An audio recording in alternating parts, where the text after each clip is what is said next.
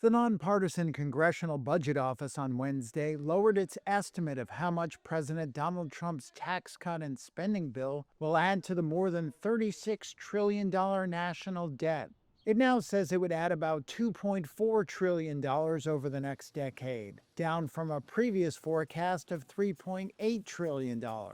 Its assessment comes a day after key Trump ally Elon Musk blasted the bill as a disgusting abomination, giving fresh support to Republican deficit hawks who have been pushing back against it.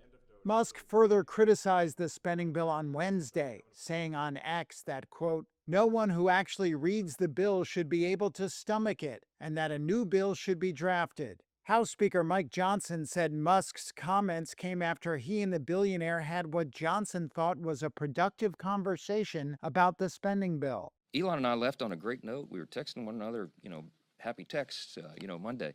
And then yesterday, 24 hours later, he does a 180 and he comes out and opposes the bill. And it surprised me, frankly. And I don't take it personal. We don't take it personal. He's policy differences are not personal.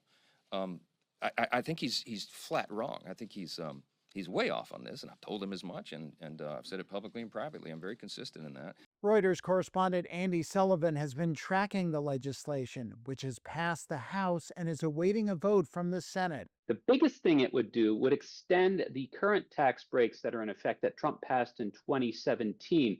Those are due to expire at the end of the year. If Congress doesn't do anything, we'll snap back up to the levels we were before then. It also includes a number of new tax breaks, including things that Trump campaigned on last year.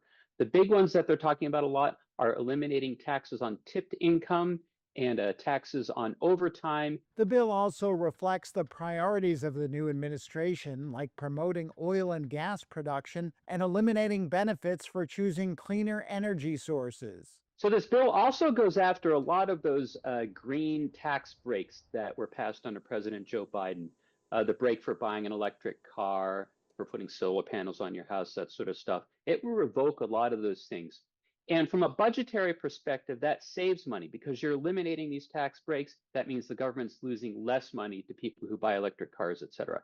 Republicans hold a narrow majority in the Senate, though warring camps within the party are vying for changes to the House-passed bill. The Congressional Budget Office said the number of people without health insurance would increase by nearly 11 million by 2034 if the House bill's policy changes remain. Of that number, an estimated 1.4 million people would be undocumented immigrants who no longer would be covered.